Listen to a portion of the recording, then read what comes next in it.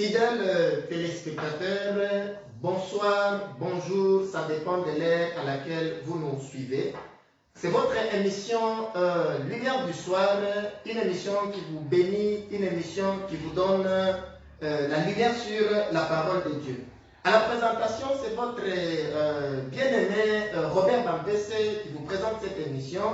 Et à la technique, nous avons notre bien-aimé Osé Binene, c'est lui qui est en train de nous réaliser cet après-midi. Nous avons aujourd'hui l'honneur de recevoir sur ce beau plateau un homme bien, c'est un serviteur puissant, je l'aime bien. Il s'agit bien du prophète Josué Fouamba, à qui nous disons bonjour prophète. Bonjour papa.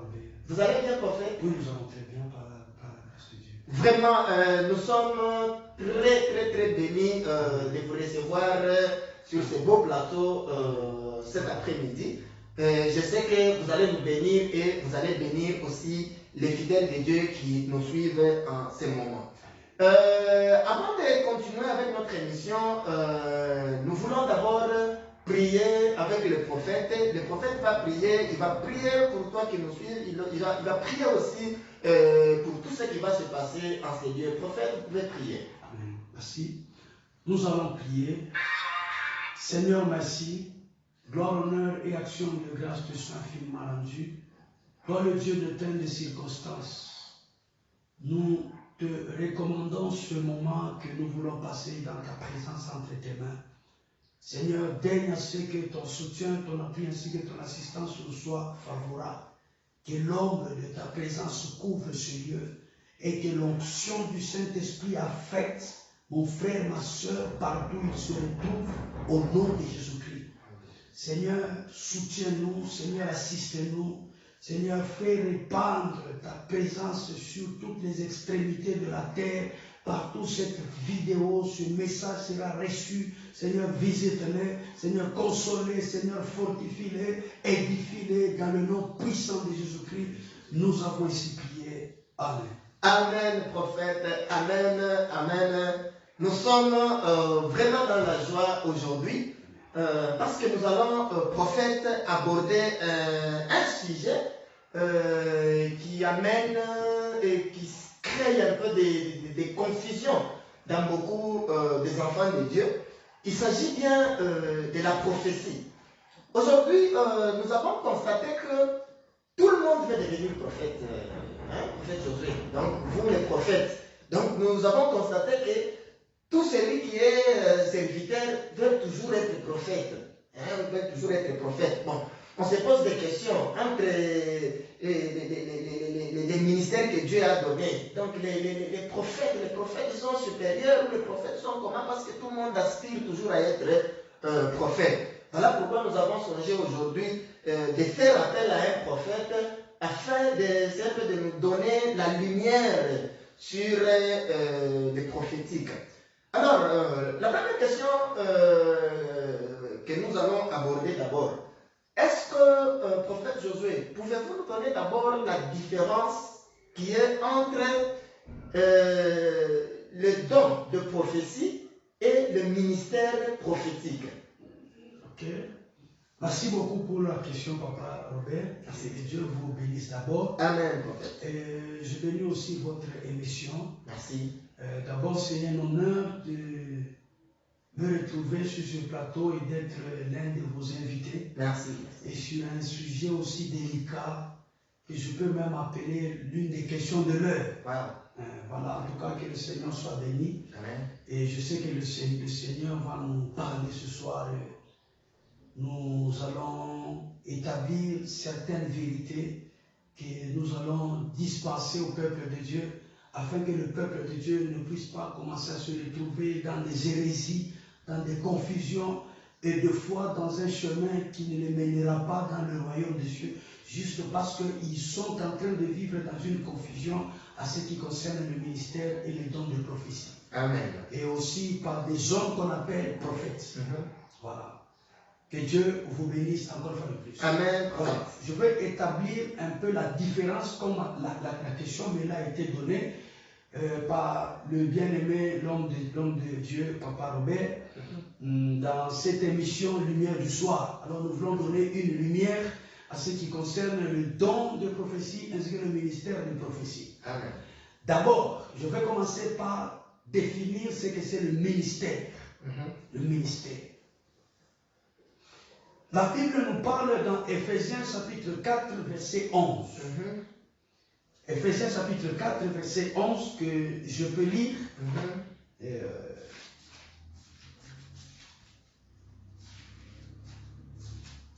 Voilà, nous sommes dans le livre d'Éphésiens et je prends le chapitre 4 et le 11e verset que nous allons lire au nom de Jésus-Christ. La Bible dit ceci. Et il a donné les uns comme apôtres, les autres comme prophètes, les autres comme évangélistes, les autres comme pasteurs et docteurs. Voilà. C'est là qu'on parle du ministère. Il y a 5 ministères. 5 ministères. Mais tu ne peux pas comprendre le ministère de prophétie sans pour autant au préalable comprendre d'abord ce que c'est le ministère. Le ministère, ça s'appelle aussi l'office. L'office, actuellement ici, on peut appeler c'est un bureau. C'est un bureau, c'est un travail. C'est un bureau qui s'occupe d'un travail. C'est un travail. Maintenant, comme c'est un travail, on ne peut pas entrer dans un bureau où on trouve, dans lequel on traite tous les dossiers, tout sauf rien. Il y a un même bureau avec une seule personne. Et la personne commence à vous dire que je suis médecin, je suis mécanicien, je suis électricien, je suis maçon, je suis constructeur, je suis architecte. Non, là c'est une cacophonie et c'est une confusion. Et voilà pourquoi on comprend d'abord le ministère par un travail, comme l'office. Maintenant, comme la Bible nous parle de 5 ministères, ceci veut dire 5 offices, 5 travails. Mais ici, il y a le ministère de la prophétie. C'est quoi en fait le ministère de la prophétie? Ou je peux appeler l'office du prophète. L'office du prophète. Depuis la Bible, le ministère le plus ancien que moi je peux appeler, c'est le ministère de la prophétie. Parce que depuis l'Ancien Testament, on ne pouvait pas parler de l'apôtre. On ne pouvait pas parler du pasteur. On ne pouvait pas parler de l'évangéliste. On ne pouvait pas parler du docteur. Mais on pouvait juste faire allusion au prophète. Par exemple, on a le prophète Moïse, on a le prophète Élisée, on a le prophète Élie, on a le prophète Habakkuk, on a le prophète Michée, on a le prophète Daniel, Jérémie, Ésaïe, Ézéchiel et les autres. Voilà pourquoi c'est le ministère le plus ancien, le ministère de la prophétie. Le ministère de la prophétie, c'est un travail que Dieu donne aux hommes. Il y a les dons hommes et les dons dons. Si je peux appeler ça ici. Le ministère, ça s'appelle aussi don homme. Donc, un homme qui a le ministère, c'est un don. Lui-même, d'abord, il est un don.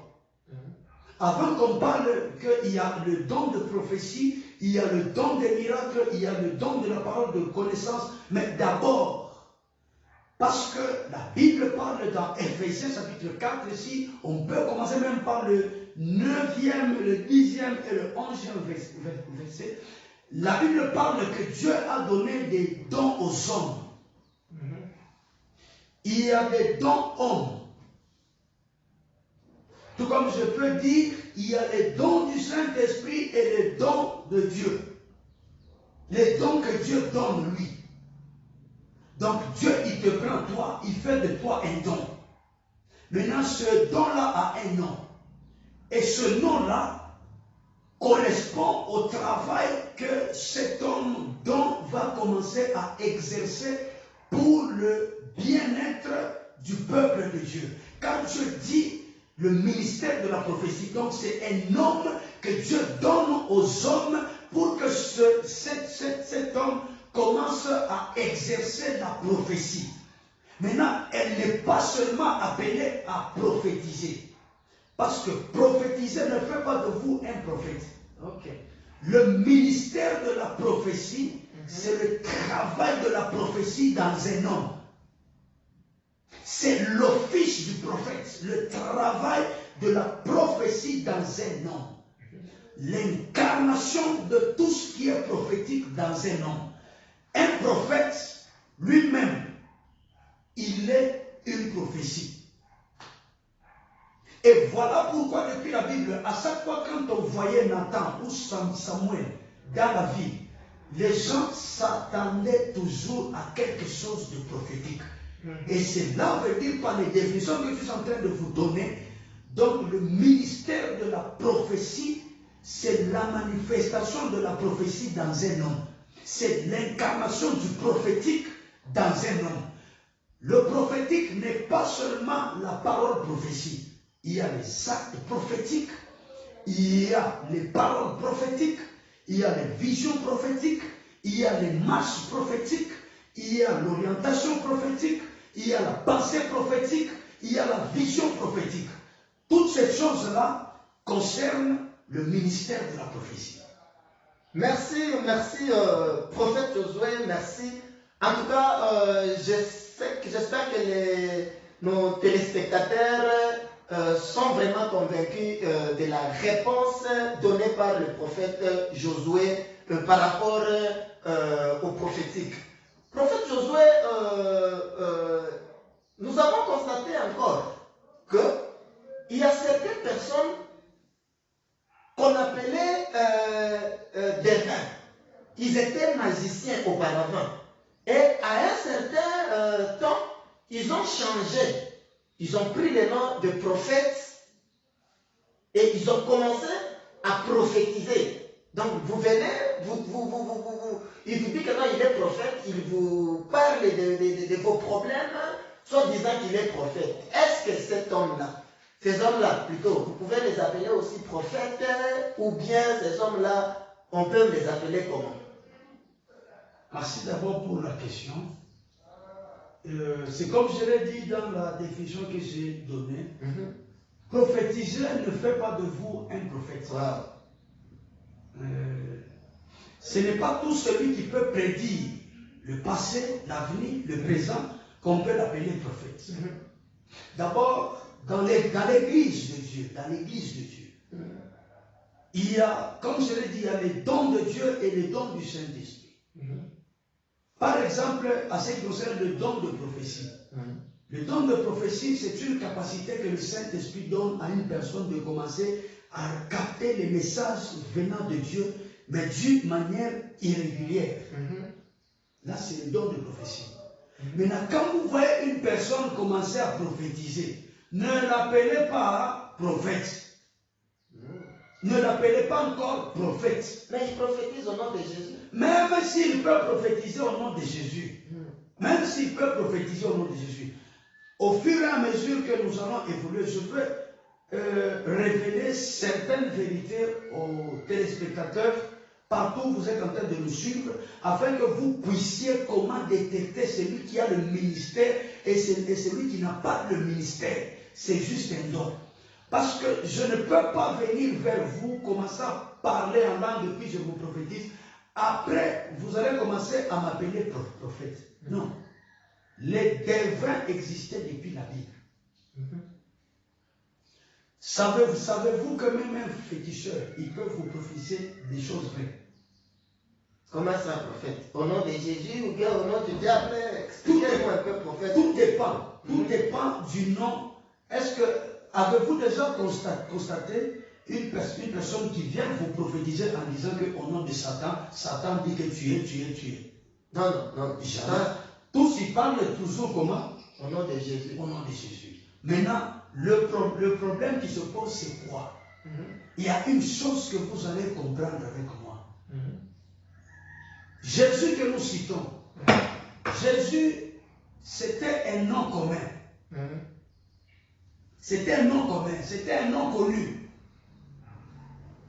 Ce qui différenciait entre Jésus et les autres Jésus, celui que nous prions, c'est Jésus-Christ. Mais dans la Bible, il y a d'autres qu'on appelle Jésus Justus, il y a par Jésus, c'est écrit toujours dans la Bible. Mais il y a le nom de Jésus. Maintenant, pour Satan, ce qu'il fait, c'est quoi d'abord avec lui? Comme vous le savez très bien, peut-être que les autres ne le savent pas, Satan a toujours été très doué dans la contrefaçon. Matthieu 24 parle du temps de la fin, que plusieurs viendront sous mon nom, mais ils ne m'appartiennent pas. Ils vont juste utiliser le nom de Jésus-Christ, mais ils ne sont pas de Jésus. Ce n'est pas parce que je peux venir ici, je commence à vous prêcher le nom de Jésus, que je commence à citer Jésus, que j'appartiens à Jésus. Non. Ce qui fera que je puisse appartenir à Jésus, c'est si je respecte les principes de Jésus-Christ. Donc, prophète, vous voulez dire que vous pouvez ne pas être de Jésus, mais vous êtes là en train de faire des miracles, faire marcher les paralytiques, guérir les gens au nom de Jésus. Effectivement, c'est pratiquement possible. Parce que le monde des ténèbres, ils savent très bien que sur toutes les extrémités de la terre, le seul nom qui a déjà pris une renommée terrible, c'est le nom de Jésus-Christ. Alors, pour tromper les gens, il faut les tromper avec la casquette de ce nom-là. Je peux juste porter une casquette de Jésus-Christ, mais alors que je n'appartiens pas à Jésus-Christ. Moi, je sais ce que je suis en train de faire. Parce que la Bible écrite lui-même disait ceci. Plusieurs viendront en peau de brebis, mais au-dedans, ce sont des loups ravisseurs.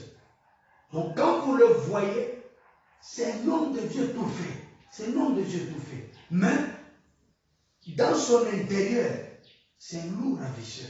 On ne peut pas cueillir des mangues sur un avocatier. Un avocatier, il produit des avocats. Un manguier produit des mangues. Comme on peut le constater actuellement ici, le peuple de Dieu est victime du mensonge et de la séduction. Comment? Parce qu'il y a plusieurs qui viennent au nom de Jésus-Christ. C'est écrit dans la Bible, mon frère et ma soeur.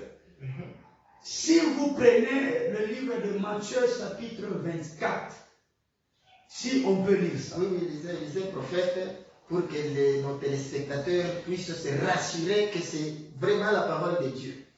Je suis dans le livre de Matthieu 24, à partir du 23e verset.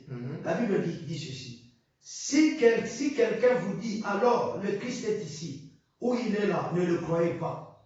Car il s'élèvera de faux Christ et de faux prophètes. Ils feront de grands prodiges et des miracles au point de séduire, s'il était possible, même les élus. Voici, je voulais annoncer d'avance. Si donc on vous dit, voici, il est dans le désert, n'y allez pas. Si, voici, il est dans les chambres, ne le croyez pas. Donc, à partir de ça, surtout au verset 24 du chapitre 24 dans le livre de Matthieu, la Bible dit, il s'élèvera de faux Christ et de faux prophètes. Le faux Christ, c'est qui? C'est le faux Jésus. Le faux oint. Parce que Christ veut dire le oint. Quand la Bible dit le faux Christ, on ne dit pas le faux Jésus, mais le faux Christ. Ce sont les fausses onctions. Les fausses onctions. Ce sont là qu'on appelle les faux Christ. Parce que Christ veut dire oint. Ce n'est pas parce que maintenant, en ce temps ici, ce n'est pas parce qu'une personne peut dire Jésus-Christ que voilà, il a dit Jésus-Christ comme notre Jésus s'appelle Jésus-Christ. Donc celui-là, il est de nom. Non, il faut avoir l'esprit de discernement pour comprendre que est-ce qu'il fait partie du faux Christ ou du vrai Christ. Donc ceci prouve à suffisance qu'il y a les vraies onctions et les fausses onctions. Tous les deux opèrent. Et toutes ces deux onctions peuvent manifester la prophétie, peuvent manifester les miracles, les guérisons, les signes et les prodiges. Maintenant, nous sommes, Papa Robert, dans un temps tellement difficile. Tellement difficile. Tout miracle ne vient pas de Christ. Toute prophétie ne vient pas de Christ. Prophète, toujours dans les prophétiques. Toujours dans les prophétiques, parce que c'est une émission Lumière du soir. Et une émission Lumière du soir a l'objectif de donner la lumière sur la parole de notre Dieu, afin que le peuple de Dieu ne puisse pas s'égarer ou se perdre. Prophète, la Bible dit, la Bible, nous essayons aussi de lire la Bible dit que la prophétie est là pour édifier, consoler, fortifier. Mais tout vient que nous constatons qu'aujourd'hui, nous trouvons des enfants sur la rue, nous trouvons des mariages brisés, et lorsque vous posez des questions, vous allez comprendre que non, un prophète est passé par là. Parce qu'un prophète est passé par là, il a prophétisé et on a jeté les enfants sur la rue. Un prophète est passé, il a prophétisé, le mariage est brisé. Prophète, qu'est-ce que vous pouvez nous dire par rapport à ça, vous, en tant que prophète? Est-ce que la mission que Jésus vous a donnée de diviser? Merci pour la question. Merci, prophète. Ce sont des questions de l'heure. Comme je l'ai dit, le peuple de Dieu est victime de beaucoup de choses. Comme Matthieu 24 parle qu'ils séduiront beaucoup de gens.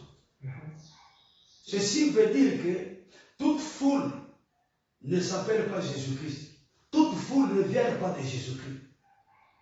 Ce n'est pas parce qu'il y a un endroit où on vous prophétise beaucoup qu'il faut y aller. C'est là que nous voyons maintenant que le diable est en train d'opérer efficacement. Quand on dit ce sont des loups ravisseurs, un ravisseur ne vient que, on ne peut pas ravir sans créer un désordre. On ne peut pas ravir en ordre. Non. Chaque œuvre d'un ravisseur va toujours être suivi d'un désordre. D'un désordre. Chaque œuvre d'un ravisseur. Écoutez-moi très bien. Une prophétie qu'on peut vous donner, et que cette prophétie part après, elle amène un désordre. Faites attention. Le problème, c'est quoi aussi? Ce n'est pas parce que une prophétie a créé un désordre que ceci veut dire qu'elle ne vient pas de Dieu. Savez-vous que je peux vous choquer? Prophète, allez-y. Savez-vous que même une prophétie que Dieu donne, elle peut créer un désordre? Mais ça va contredire sa propre parole qui dit que la prophétie ne doit pas, elle doit édifier, consoler. Mais un désordre ne peut pas consoler ou édifier, prophète. Je vais m'expliquer.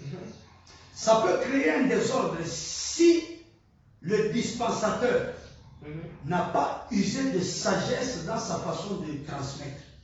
Mais comment est-ce que Dieu connaît bien ses enfants? Il connaît bien les cœurs, parce que la Bible dit qu'il est celui qui sonde les cœurs. Bon, lui connaît bien que cette personne ici, sa foi est encore à la primature. Comment est-ce qu'il peut permettre à un prophète de lui donner un message qui va être au-dessus ou au-delà de sa foi?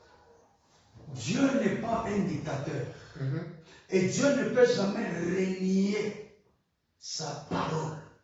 Quand Dieu il vous donne un don, il ne peut pas renier ça. Et il ne peut pas s'imposer ou se comporter en dictateur. Non. Quand il vous donne une chose, avec l'intelligence qu'il a créée en vous, c'est pour que vous puissiez apprendre comment gérer la chose. Si vous la gérez bien, ça va vous bénir. Si vous la gérez mal, vous allez rendre compte à Dieu à la fin. Donc, tout ce que tu fais là, nous sommes dans la période de grâce. Ce n'est pas parce que tu as mal prophétisé ou tu as mal exercé le don de prophétie que automatiquement Dieu va te punir. Non. Non. Dieu lui, il donne. il donne. Dans sa générosité, il donne. Maintenant, le problème, Dieu ne peut pas venir étudier à notre place. Dieu ne peut pas venir s'imposer à notre place dans la manière de transmettre cela. Non. Quand il nous donne un don, c'est pour que nous puissions étudier ou apprendre comment exercer ce don-là. Fort malheureusement, plusieurs, ils se contentent de recevoir un don, mais sans au préalable apprendre comment exercer ce don-là. Et voilà pourquoi vous allez commencer à constater de nos jours, une personne, et surtout comme c'est le sujet que nous sommes en train de traiter ici, en ce qui concerne le don de prophétie, de nos jours, une personne commence à prophétiser directement, la personne commence à se comporter en leader. Parce que je peux prophétiser, parce que je peux dispenser la pensée de Dieu, parce que je peux révéler des choses, parce que je peux voir des visions. Directement, la personne commence à se considérer comme leader. Et une fois que la personne va prendre une telle attitude, c'est là que le désordre entre. Et Dieu ne te punira pas là, non.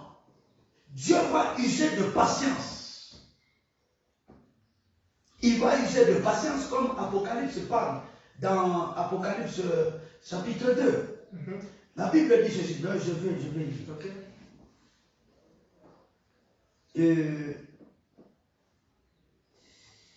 Je suis dans le livre de Apocalypse chapitre 2. Je vais commencer par le livre, par le verset plutôt 2. La Bible dit ceci. Je connais tes œuvres, ton travail et ta persévérance. Je sais que tu ne peux supporter les méchants, que tu as éprouvé ceux qui se disent apôtres et qui ne le sont pas, et que tu les as trouvés menteurs, que tu as souffert, que tu as de la persévérance, que tu as souffert à cause de mon nom, et que tu ne t'es point lassé. Mais ce que j'ai contre toi, c'est que tu as abandonné ton premier amour. Souviens-toi donc d'où tu es tombé et répands-toi, et pratique tes premières œuvres.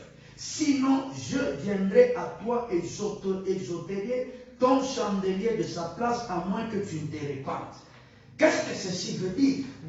Donc, quand tu commets une erreur dans la prophétie, Dieu ne peut pas descendre et ravir et retirer ce don de prophétie en toi.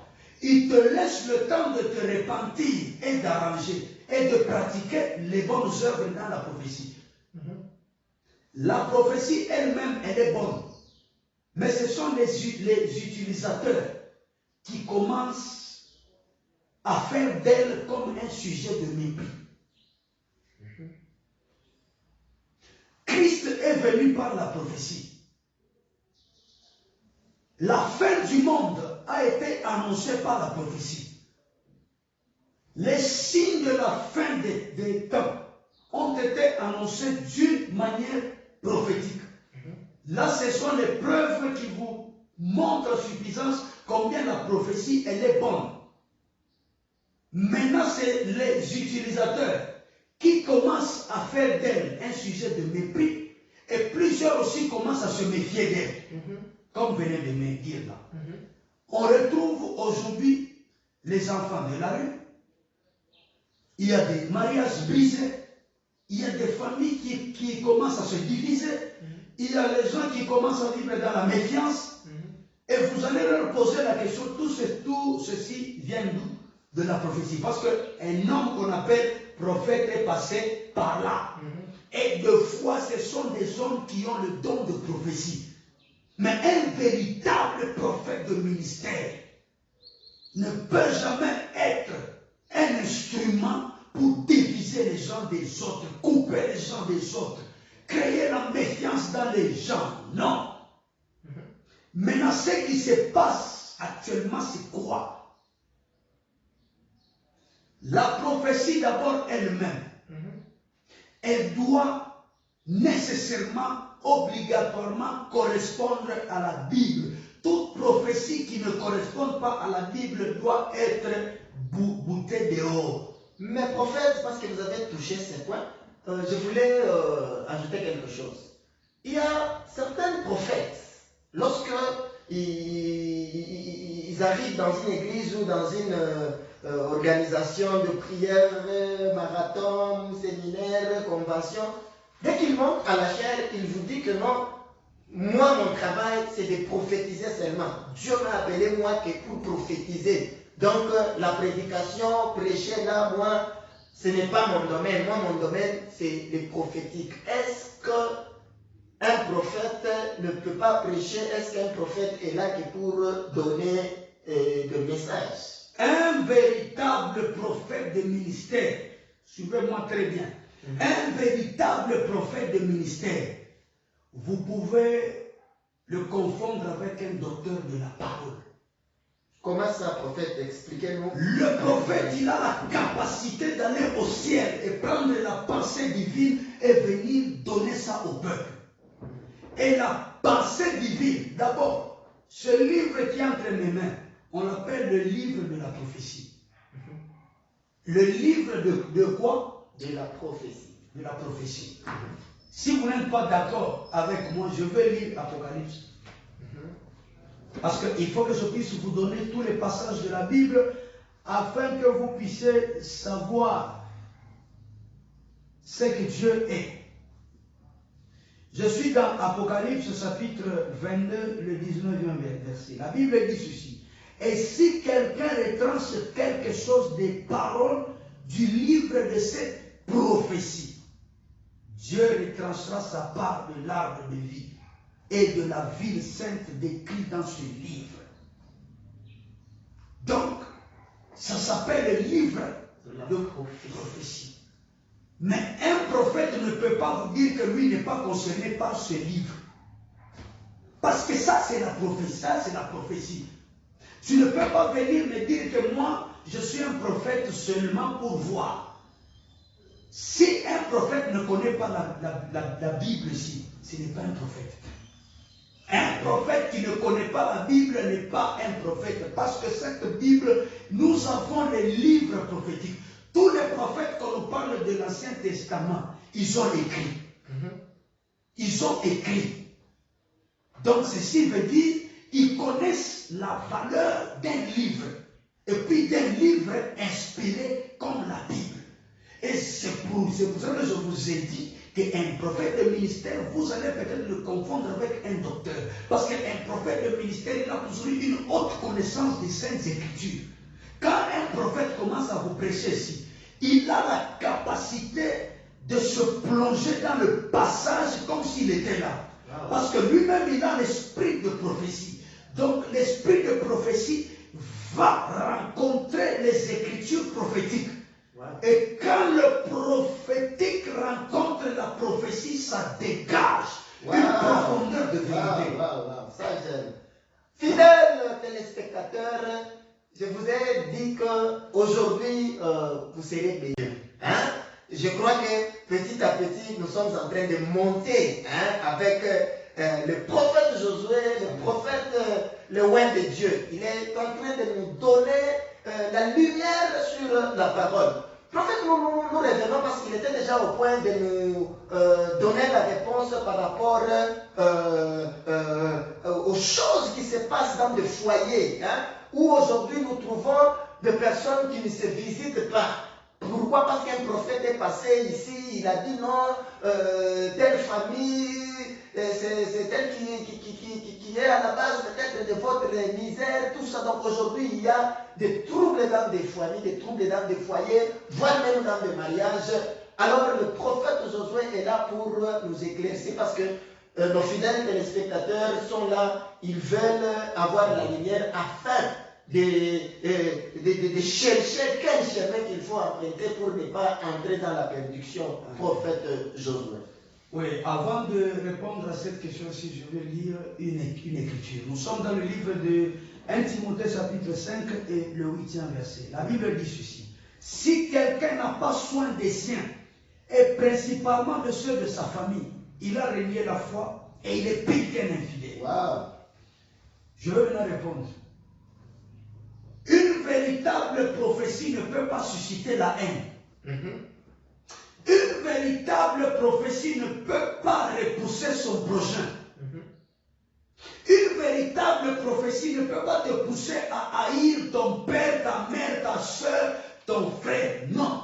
Chaque fois qu'on te donne une telle prophétie qui te pousse à haïr ta famille, ce n'est pas ça la Bible. Mais là, on disent que non, la Bible dit qu'il ne faut pas laisser un magicien vivre au milieu de vous, des choses pareilles. Mais ça s'appuie sur ça. S'appuyer sur ça, c'est quoi? Prenez cette écriture que Dieu disait à Moïse. C'était lorsque les fils d'Israël quittaient l'Égypte et ils se sont retrouvés dans le désert. Ils allaient vers Canaan. Canaan, là-bas, il y avait des sorciers, il y avait des magiciens, il y avait des sorcières, il y avait des gens qui pratiquaient de la magie. Et c'est pourquoi Dieu leur avait donné cette loi-là. Qu'il ne faut pas faire vivre des gens pareils. Il faut comprendre les Écritures dans leur contexte. Et puis cette écriture, Dieu les adressait à des bébés spirituels qui venaient de quitter l'Égypte. Il leur a fallu qu'on commence à les apprendre parce qu'en Égypte, ils pouvaient vivre avec le peuple égyptien qui était idolâtre, qui servait les dieux de l'Égypte, qui servait la magie, qui servait l'occultisme, parce que l'Égypte était l'un des berceaux du satanisme dans ce monde. Alors, à cette époque-là, le satanisme était trop réputé en Égypte. Et raison pour laquelle Dieu voulait inculquer une pensée aux enfants d'Israël que de ne pas, lorsqu'ils vont se retrouver là-bas, de ne pas laisser ces gens-là vivre. Ce n'est pas parce que dans une église qu'on a un sorcier et on doit dire que non, on ne doit pas le laisser vivre. Comme je peux commencer à constater actuellement ici ce qui commence à se passer, et vous allez voir qu'un pasteur commence à dire à ses fidèles avec une prière que Dieu les tue, que Dieu tue les sorciers, que Dieu tue. Non, notre Dieu est un Dieu d'amour. Est un Dieu d'amour. Mais on fait de lui un meurtrier. Non, voilà. Donc vous voulez faire de Dieu un meurtrier, un assassin. Dieu est un Dieu d'amour. Si Dieu voulait appliquer la loi de dire que vous ne pouvez jamais laisser vivre le sorcier, Dieu n'allait jamais appeler Moïse. Savez-vous que Moïse était un grand magicien? Moïse était un grand magicien de l'Égypte. Comment ça, prophète, lui qui a été Nous sommes dans le livre de Actes des Apôtres. Nous sommes dans le chapitre 5.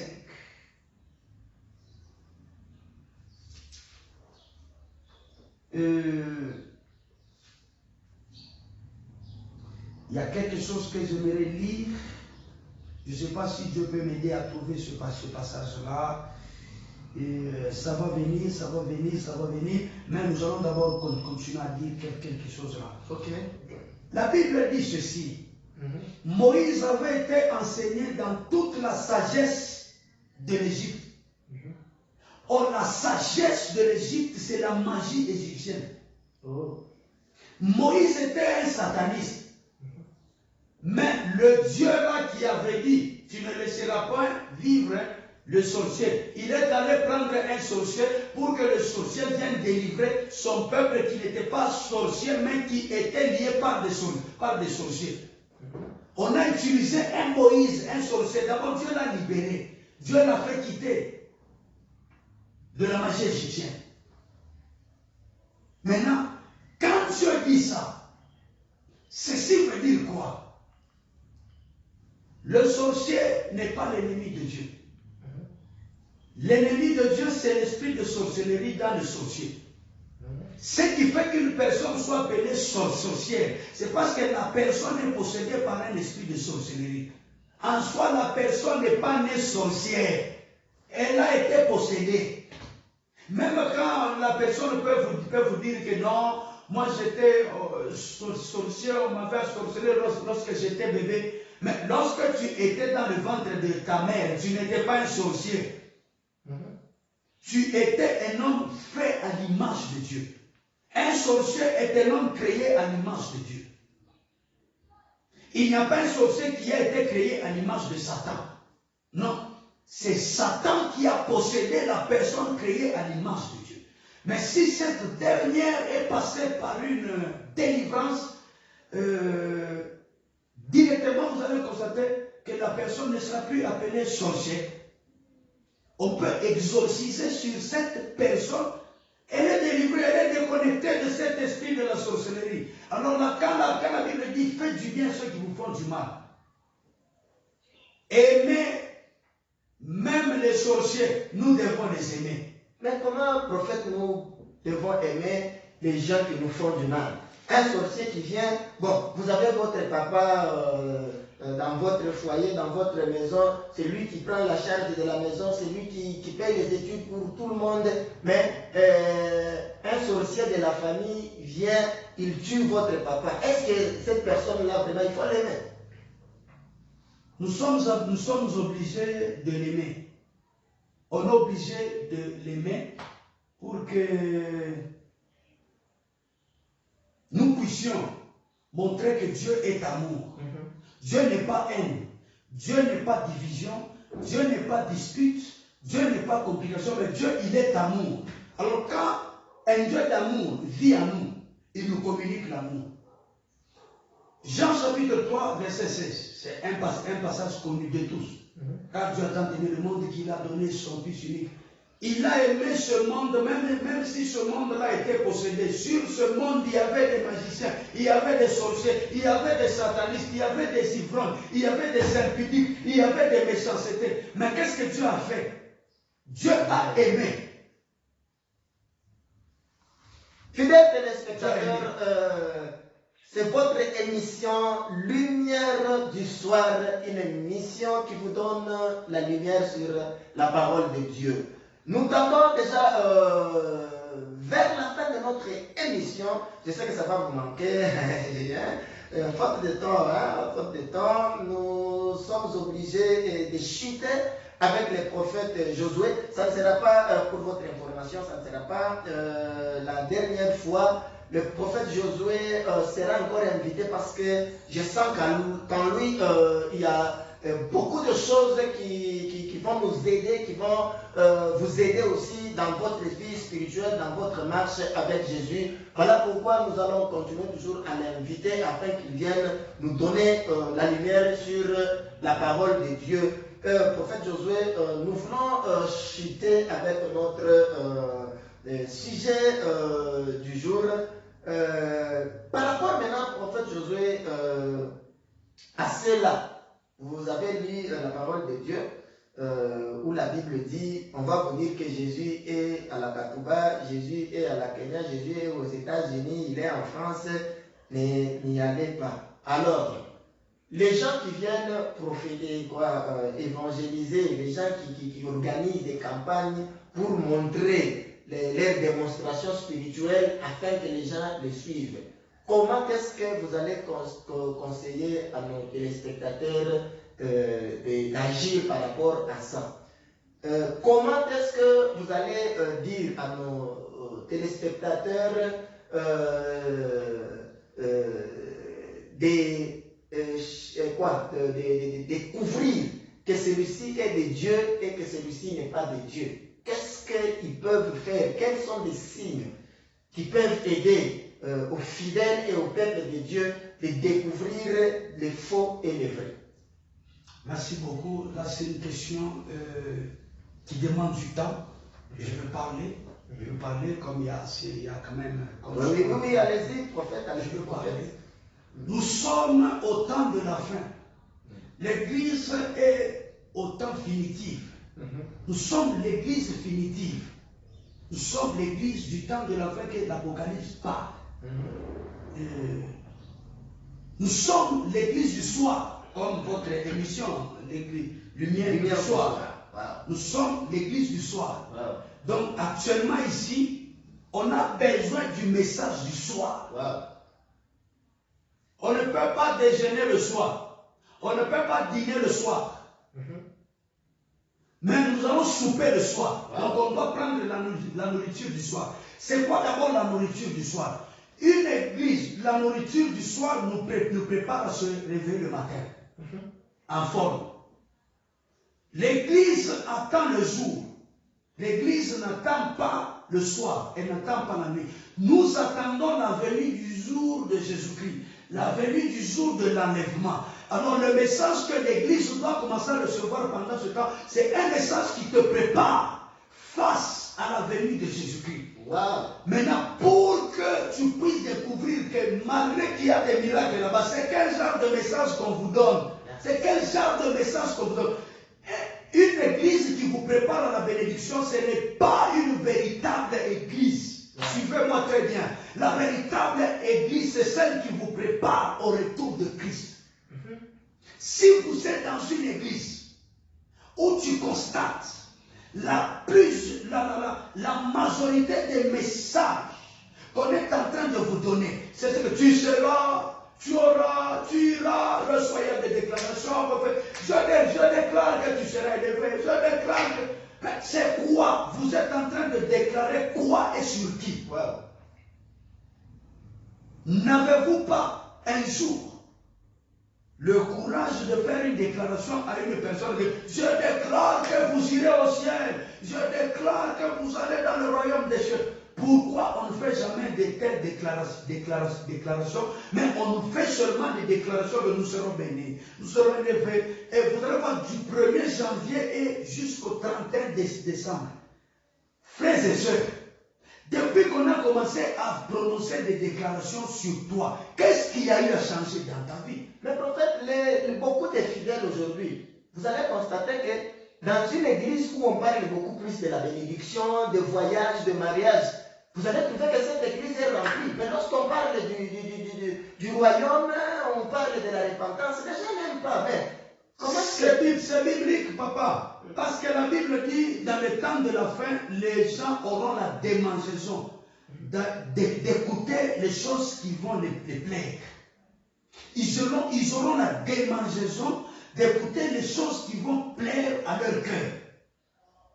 Ils ne supporteront pas la sainte doctrine. C'est quoi d'abord la sainte doctrine? Parcourez toute la Bible ensemble avec moi. L'église primitive, l'église de Pierre, l'église de Jean, l'église de Simon, l'église des apôtres, ils n'enseignaient pas beaucoup sur la bénédiction. Pour eux, ils préparaient le peuple de Dieu à l'enlèvement, au retour de Jésus-Christ. C'était ça le mobile de leur évangile. De nos jours ici, même le pasteur sait que si je commence à prêcher sur le péché, les gens n'aimeront pas ça et les gens ne vont pas offrir.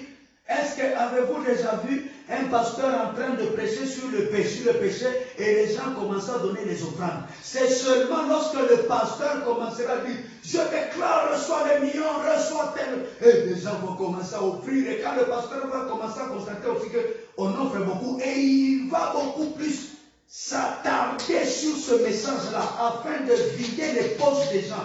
Et ce sont ces gens-là ou ces pasteurs-là que la Bible appelle des loups ravisseurs. Ils sont en train de vider vos poches. Il y a un pasteur dont j'étais le nom, il disait une fois que non, dans mon église, je n'aime pas beaucoup parler sur le péché parce que les gens vont fuir. Ces gens-là, nous avons besoin qu'ils s'approchent de nous afin de les préparer. Alors si je commence beaucoup à parler sur les péchés, à parler beaucoup sur les condamnations de ce qu'ils font, ces gens-là vont fuir et comment je vais les encadrer? Est-ce que ce pasteur-là a raison? Jésus-Christ ne nous a pas appelés pour des foules. Jésus-Christ n'a pas besoin de la quantité, il a besoin de la qualité. Nous ne sommes pas ministres de Dieu pour la quantité. Nous sommes ministres de Dieu pour la qualité. Tu peux avoir 10 ans de ministère, mais quel genre de chrétien as-tu déjà produit dans ton ministère? Quelle qualité de chrétien as-tu déjà amené à Christ? Tu as déjà présenté à Christ quel genre de chrétien? Tu ne sais pas. Parce que tu te dis que j'ai peur, quand je veux parler du péché, tout ça, il confie. Oh, la plupart disent que la Bible dit venez tel que vous êtes. Oui, on ne disconvient pas. Tu es pécheur, tu es voleur, tu es impudique, viens. Ton impudicité, nous pouvons la tolérer un jour, 2 jours, pas 3 jours. Tu viens d'abord avec ton impudicité là. Tu t'assois, on commence à t'enseigner afin que tu quittes ton impudicité. C'est ça. C'est comme ça. Si tu fais une année dans l'église, tu n'arrêtes pas l'impudicité, tu n'arrêtes pas le vol, tu n'arrêtes pas le mensonge, quitte cette église-là. L'église, c'est une usine de transformation. C'est comme une usine de cuivre où tu fais entrer la terre qui contient le cuivre, mais le cuivre qui n'est pas encore en métal, qui est sous forme de terre, qui entre dans une usine et à la sortie, ça va sortir en métal qu'on appelle 14. Wow. Produit fini. Tu entres dans une église sale, c'est pour que tu sois propre. Et comme je l'ai toujours dit, même nos amis prophètes, tu sais que les prophéties sur le péché sont devenues rares. Allez-y dans une église où vous allez voir le pasteur qui prophétise. Toutes les prophéties qui ne font que sortir, c'est seulement des bénédictions, c'est seulement des combats, c'est seulement celles qui vous poussent à vous détacher de vos familles, à vous séparer de vos frères, de vos parents, de vos soeurs. Ce sont toujours ces genres de prophéties qu'on donne.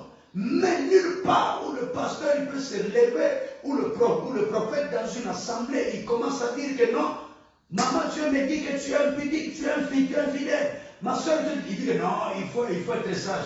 Donc quand il faut prophétiser sur la bénédiction, on ne peut pas user de sagesse. Mais quand il faut prophétiser sur le péché, là, il faut être sage. C'est comme si la sagesse est appelée, c'est quand il faut dénoncer le mal. Et écoutez, quand il faut dénoncer le mal, ça n'a pas besoin de la sagesse.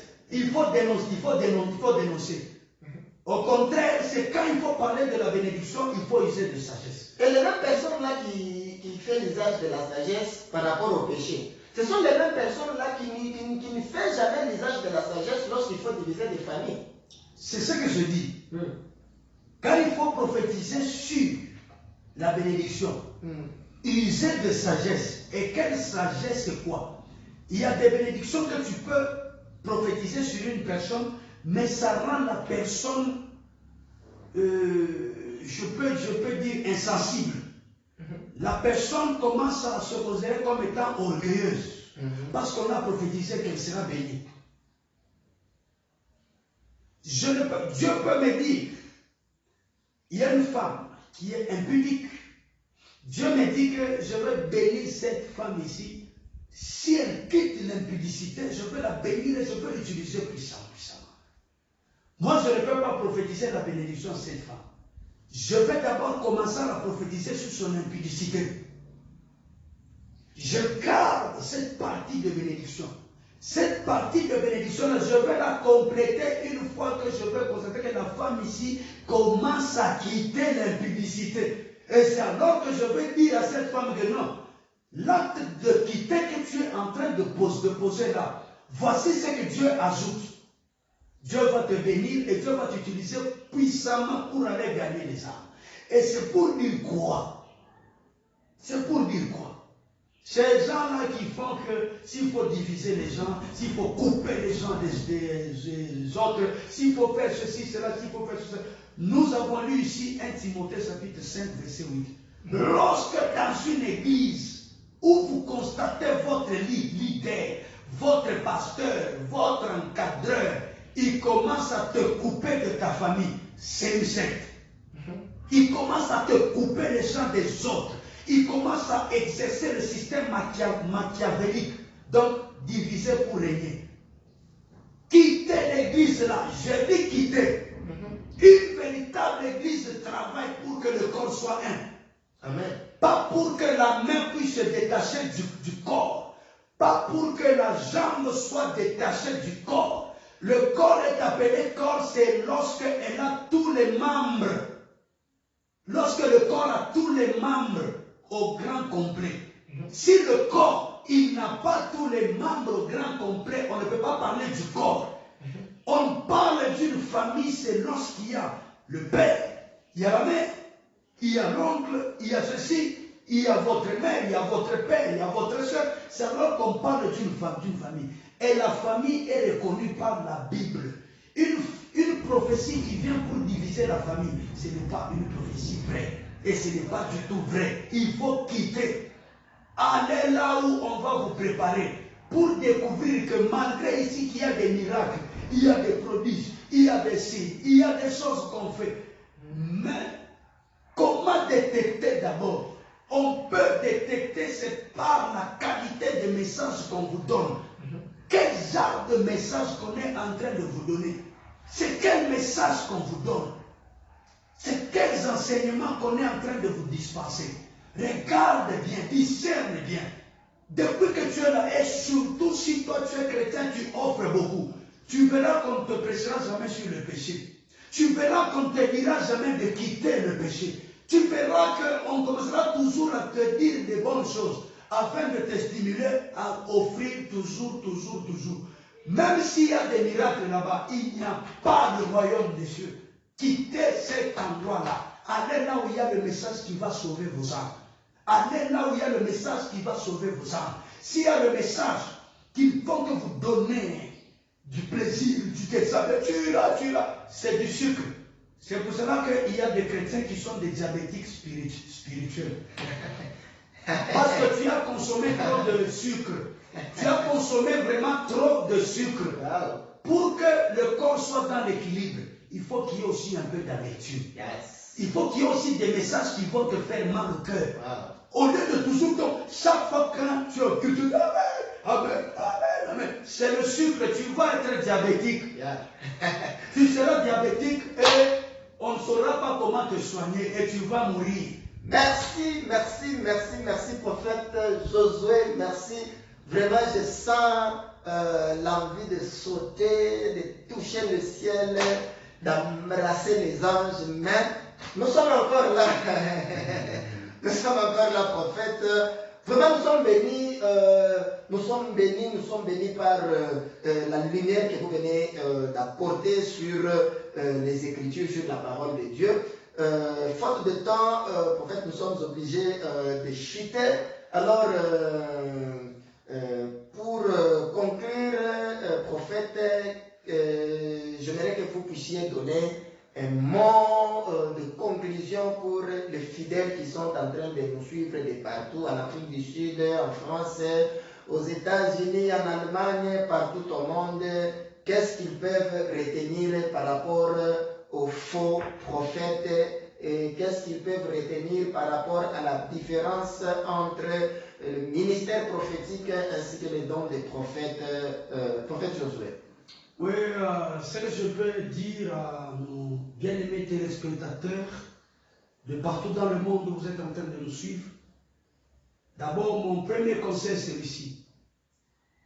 N'aimez pas beaucoup la prophétie plus que la Bible. Je suis un prophète, je prophétise. Là où je suis, je prophétise. Je travaille aussi dans le prophétique.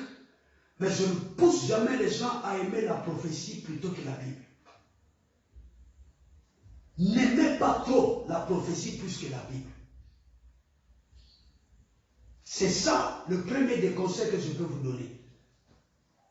S'il y a l'un des ministères que le diable va beaucoup utiliser aussi, va beaucoup attaquer et va se revêtir d'une casquette de ce ministère, c'est le ministère de la prophétie et celui de l'enseignant, le doctorat. C'est là que la Bible dit qu'il y aura des faux prophètes et des faux enseignants. C'est pourquoi j'ai parlé ici de la qualité des enseignements qu'on donne dans les églises. Et la prophétie qui accompagne ces enseignements-là. Focalisez-vous sur un enseignement qui vous montre l'avenir. L'avenir, ce n'est pas ce que vous allez être demain. Mais c'est ce qui t'attend après votre mort. C'est ce qui t'attend après cette terre. C'est ça l'avenir. Parce que notre vécu sur la terre est éphémère. Mais notre vécu après la terre, c'est une éternité. Alors, où passeras-tu votre éternité? Un prophète est là pour te conduire vers l'éternité. Alors, vous êtes appelés à vous préparer pour l'éternité. Il faut vous préparer, il faut vivre conformément à la parole de Dieu. Il y a de ces prophéties que Dieu n'est pas obligé de vous les donner.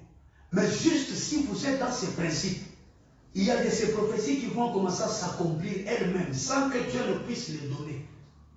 Tu lis la Bible et tu vis les choses écrites dans la Bible. La bénédiction que vous cherchez, elle a déjà été écrite dans cette Bible. Bien avant que moi, le prophète Josué, je vienne vous prophétiser que Dieu dit qu'il va vous élever, il va vous bénir, il va faire ça avec vous. Ça a déjà été écrit dans la Bible avant que tu sois né. Il suffit seulement que tu mettes en pratique les principes écrits dans la Bible, si automatiquement tu vas vivre les choses écrites dans la Bible sans même qu'un prophète vienne te prophétiser. Yes. Alors, c'est le conseil que je veux vous donner. Aimez les enseignements qui vont vous pousser à changer, vous pousser à devenir comme Christ. N'aimez pas un enseignement qui te pousse à aimer la terre plutôt que le ciel. Il y a de ces enseignements qui vous poussent, vous, à aimer la terre. Oh, je te vois aller là-bas, je te vois en Amérique, je te vois aller au sud, je te vois aller là-bas, je te vois. Et vous allez voir que les gens ont la soif de la terre plutôt que d'avoir la soif du ciel. C'est quoi qui les pousse? C'est les prophéties et les enseignements.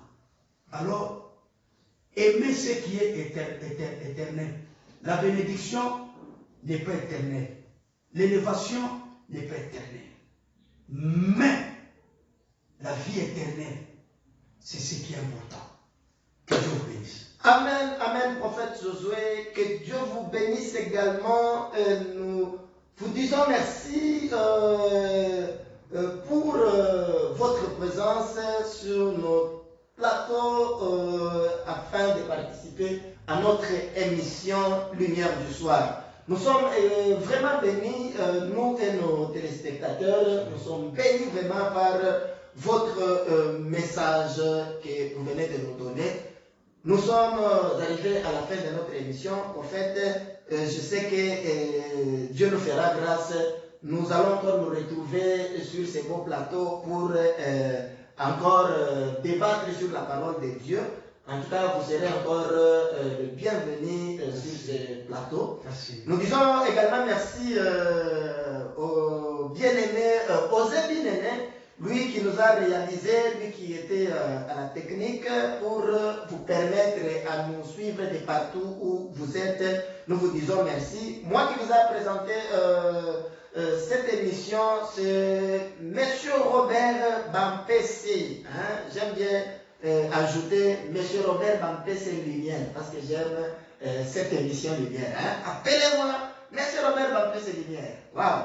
Nous sommes arrivés à la fin. Nous vous disons aussi merci parce que vous avez disposé de votre temps pour nous suivre, pour écouter la parole de Dieu et que cette parole puisse vous bénir de partout où vous êtes au nom de Jésus-Christ. Le prophète Josué va prier comme nous avons commencé avec la prière. Nous allons chuter avec la prière. Il va prier pour nous et il va bénir aussi le peuple de Dieu qui nous ont suivis cet après-midi. Prophète. Nous allons prier. Seigneur Dieu vivant, Dieu de grâce, Dieu d'éternelles circonstances. La Bible déclare, car Dieu a tant aimé le monde qu'il a donné son Fils unique, afin que quiconque croit ne périsse point, mais qu'il ait la vie éternelle. Seigneur, tous ces âmes qui veulent se perdre, sauve-les.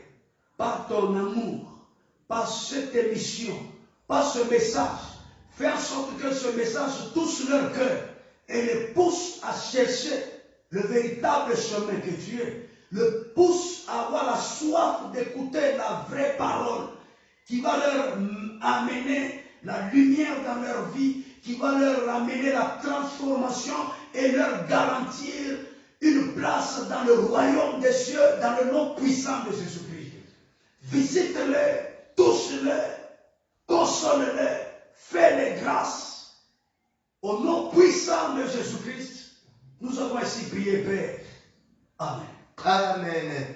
Que Dieu vous bénisse. À la prochaine.